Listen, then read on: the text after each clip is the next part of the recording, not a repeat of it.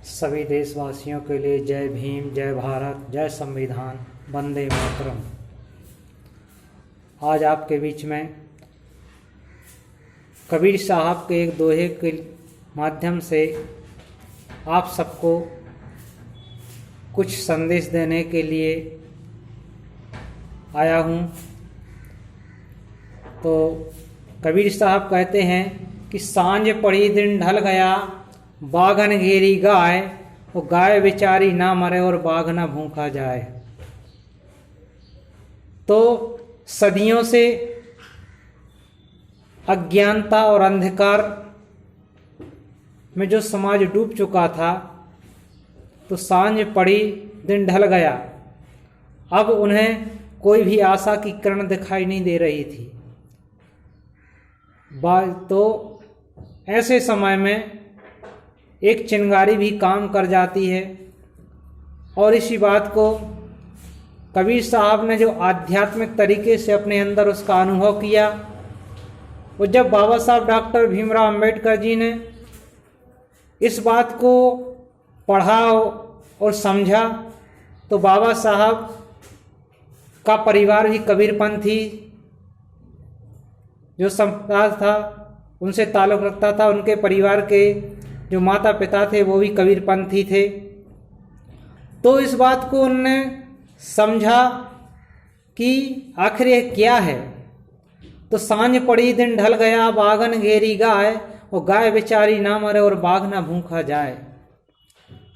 तो जब बाबा साहब डॉक्टर भीमराव अंबेडकर जी संविधान जो लेखन का कार्य, संविधान निर्माण का कार्य चल रहा था, तो उस समय इसके आधार पर उस सिद्धांत की रचना की गई कि जिससे जो सदियों से चले दबे कुचले लोगों के लिए अधिकार भी मिल जाएं, और जो सदियों से अधिकार उनके छीन रहे हैं उनके पास भी अधिकार रहें, किसी को किसी भी अधिकार से वंचित ना किया जाए, और एक लोक कल्याणकारी प्रजातांत्रिक व्यवस्था का निर्माण किया जाए।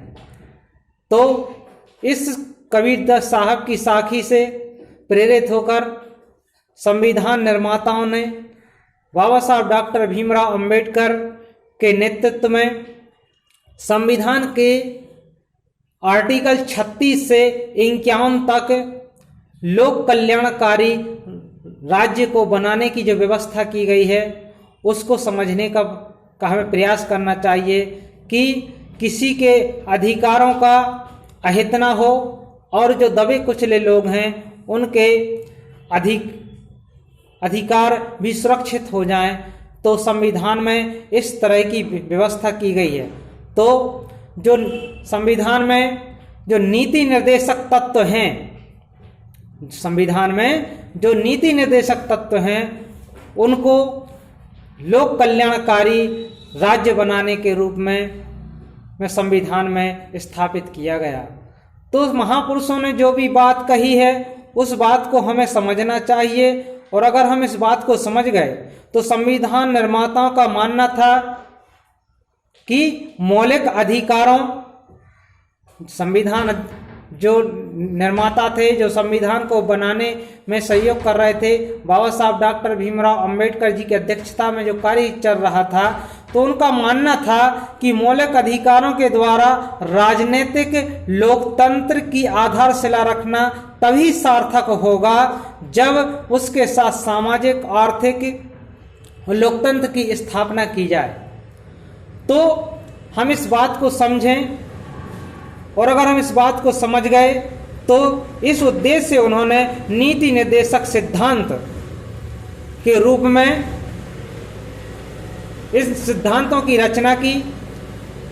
और कबीर साहब के जो सैकड़ों वर्ष पहले कही गई बात को बाबा साहब डॉक्टर भीमराव अंबेडकर जी ने आर्टिकल के जो 36 से 51 तक जो संविधान का भाग 4 है, उसमें आर्टिकल से 36 से 51 तक लोक कल्याणकारी राज्य बनाने के लिए जो व्यवस्था की गई है वह इस तरीके से है, और हमें इसे समझने का प्रयास करना चाहिए।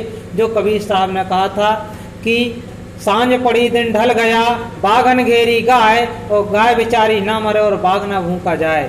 तो बाबा साहब डॉक्टर भीमराव अम्बेडकर जी ने किसी भी समुदाय के व्यक्ति के अधिकारों को नहीं छीना, और जो वंचितों से, जो सदियों से वंचित थे, उन वंचितों को भी उनके अधिकार दिलाने का काम किया। तो महापुरुषों की जो बात हम समझने का प्रयास करें, और बाबा साहब डॉक्टर भीमराव अम्बेडकर के द्वारा महापुरुषों की उस विचारधारा को प्रेरित होकर के उन्होंने संविधान का निर्माण किया, जिससे सारे जन समुदाय का, जनमानस का और किसी भी वर्ग के व्यक्ति का अहित ना हो, और सभी को उनके योग्यता के अनुसार उनको अधिकार मिले, और सभी को स्वतंत्र रूप से जीने का अधिकार मिले। यही हमारे संविधान निर्माताओं का, बाबा साहब डॉक्टर भीमराव अम्बेडकर जी ने संविधान में इस बात को अच्छे तरीके से समाहित किया, और जनमानस उस बात को समझने का प्रयास करना चाहिए कि महापुरुषों की विचारधारा ही हमारा संविधान है। बाबा साहब डॉक्टर भीमराव अम्बेडकर ने उसे व्यवस्थित रूप से हमें प्रस्तुत किया है, और हमें उसके पढ़कर समझकर अपने राष्ट्र के निर्माण में भागीदार बनना चाहिए। इन्हीं शब्दों के साथ वाणी को विराम। अगले वीडियो लेकर के आपके सामने आएंगे कि संविधान का कौन सा आर्टिकल किस दोहे के से मैच करता है, किस दोहे के माध्यम से प्रेरित होकर कौन सा आर्टिकल बनाया गया। तब तक के लिए जय भीम, जय भारत, जय संविधान, वंदे मातरम।